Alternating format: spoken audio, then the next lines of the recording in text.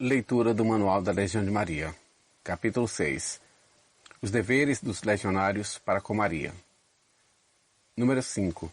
Os legionários devem praticar a verdadeira devoção à Santíssima Virgem, segundo São Luís Maria de Montfort.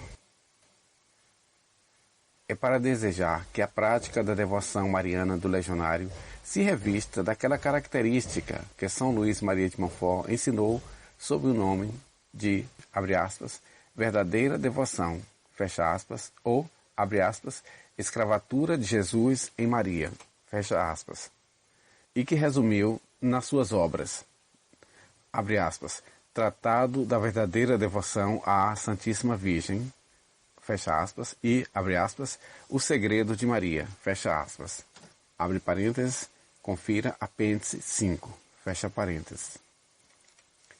Esta devoção exige um contrato explícito com a Mãe de Deus, pelo qual nos entregamos inteiramente a ela, com todos os nossos pensamentos, ações e bens, espirituais e temporais, passados, presentes e futuros, não reservando para nós nem a mínima parcela. Numa palavra, o doador coloca-se numa situação idêntica à do escravo, que nada possui de seu, em total dependência e à inteira disposição de Maria. Mas o escravo antigo era muito mais livre do que o escravo de Maria. O primeiro era senhor dos seus pensamentos, da sua vida interior e, portanto, livre em tudo que o tocava de mais perto.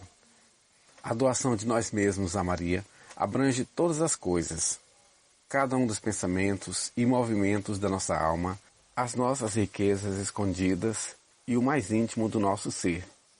Tudo, até ao último suspiro, é entregue a Maria para que o empregue para a glória de Deus. O nosso sacrifício a Deus é uma espécie de martírio, com Maria servindo de altar. Assemelha-se ao sacrifício do próprio Cristo que, começado também no seio de Maria, publicamente confirmado em seus braços no dia da apresentação, abrange todos os momentos da sua vida e se completa no Calvário, na cruz do coração de Maria. A verdadeira devoção abre por um ato formal de consagração. Consiste, porém, e principalmente, em viver essa mesma consagração. Deve ser não um ato passageiro, mas um estado habitual da nossa alma. Se Maria não tomar posse de toda a nossa vida, e não só de alguns minutos ou de algumas horas, o valor da consagração, mesmo frequentemente repetido, não passa de uma oração passageira. É como árvore plantada que não lançou raízes. Não quer isto significar que sejamos obrigados a pensar constantemente nessa consagração. Assim como a vida física é regulada pela respiração ou pelo pulsar do coração, sem que disso tenhamos consciência, assim deve acontecer com a verdadeira devoção. Atuar incessantemente na vida da alma, mesmo que não tenhamos consciência disso. Basta que, de tempos em tempos, recordemos os direitos de propriedade de Maria sobre nós, por meio de pensamentos, atos e jaculatórias apropriadas, que de maneira habitual reconheçamos a nossa inteira dependência dela, sempre vagamente presente em nosso espírito, e que o nosso comportamento seja uma consequência dessa consagração em todas as circunstâncias da nossa vida. O fervor, se acaso existe, pode ser proveitoso. Todavia, a sua ausência não afeta o valor da devoção. Muitas vezes, até, o fervor amolece a piedade, enfraquecendo-a. Notemos bem, a verdadeira devoção não depende de fervores ou de sentimentos de qualquer espécie. Como um grande edifício, ela pode, às vezes, ser abrasada pelos ardores do sol, enquanto seus fundos alicerces se mantêm frios como a rocha em que se assentam. Em geral, a razão é fria. A melhor resolução da nossa vida pode ser glacial. A própria fé pode ser gelada como um diamante. No entanto, estes são os alicerces da verdadeira devoção. Sobre eles assentará com firmeza, e os gelos e as tempestades que desabam sobre as montanhas hão de deixá-la ainda mais forte. As graças que têm acompanhado a prática da verdadeira devoção e o lugar que ocupa na vida espiritual da Igreja parecem indicá-la, com razão, como uma autêntica mensagem celeste. Isto afirmava já São Luís Maria de Montfort. Ligava-lhe numerosíssimas promessas, cuja realização ficaria garantida a quantos cumprissem as condições estabelecidas. Consultem a experiência. Interroguem aqueles para quem a prática desta devoção é mais do que um ato passageiro e superficial e verificarão com que profunda convicção falam dos seus benefícios. Perguntem a eles se não estão sendo vítimas dos sentimentos ou da imaginação. Hão de responder-lhe sempre que os frutos são demasiado evidentes para admitir ilusões. Se a soma das experiências daqueles que compreendem, ensinam e praticam a verdadeira devoção vale alguma coisa, parece indiscutível que esta devoção aumenta consideravelmente a vida interior, imprimindo-lhe um caráter especial de generosidade e de pureza de intenção. Temos a sensação de sermos guiados e protegidos e a alegre certeza de tirarmos, desde então, o melhor proveito possível da nossa vida. Com ela, enfrentamos sobrenaturalmente as 1001 dificuldades da existência. A coragem se fortalece, a fé torna-se mais firme, fazendo-nos fiéis instrumentos de qualquer obra de Deus. Com ela, desenvolve-se em nós uma ternura e sabedoria que obriga a força a ocupar o lugar que lhe convém e desenvolve-se também uma suave humildade, guarda de todas as virtudes. Recebemos graças que temos de considerar extraordinárias. Sentimos-nos chamados frequentemente a obras que ultrapassam os nossos méritos e dotes naturais. Com tal chamamento surgem auxílios que nos habilitam a carregar, sem desfalecimento, gloriosos e pesados fardos. Numa palavra, em troca de um esplêndido sacrifício que fizemos pela verdadeira devoção, entregando-nos a Maria como escravos de amor, ganhamos o cêntuplo prometido àqueles que se despojam de tudo pela maior glória de Deus. Quando servimos, reinamos. Quando damos, enriquecemo-nos. Quando nos entregamos, vencemos. Algumas pessoas parecem reduzir toda a sua vida espiritual muito simplesmente a uma questão egoísta de lucros e perdas. Ficam desconcertadas perante a ideia de abandonar a Maria, Mãe das Almas, as suas riquezas espirituais. Ouve-se dizer, abre aspas, se eu der a Maria tudo que me pertence, não poderá acontecer encontrar-me à hora da morte diante do Supremo Juiz, de mãos vazias, e por conseguinte com o purgatório necessariamente prolongado? Fecha aspas.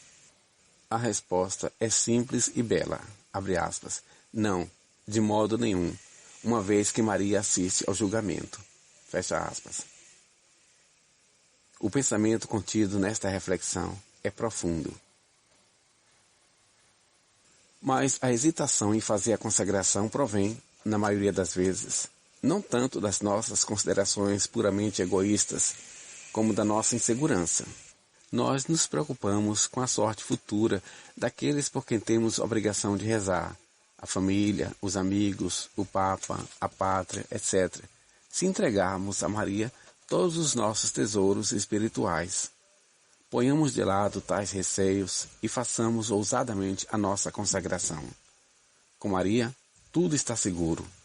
Ela é a guarda dos próprios tesouros de Deus e, por isso, também capaz de guardar os tesouros daqueles que depositam nela a sua confiança.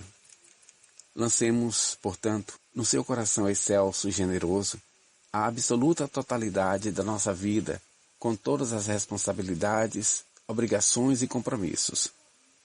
Nas suas relações conosco, Maria procede como se não tivesse outros filhos.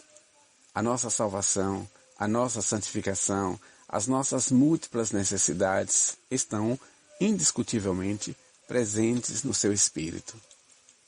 Quando rezamos pelas suas intenções, estejamos certos de que nós somos a sua primeira intenção.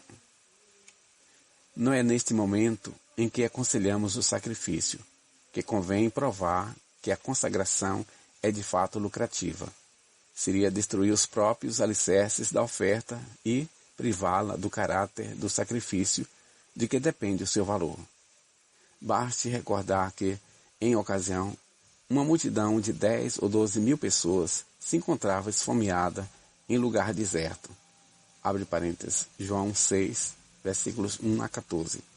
Fecha parênteses.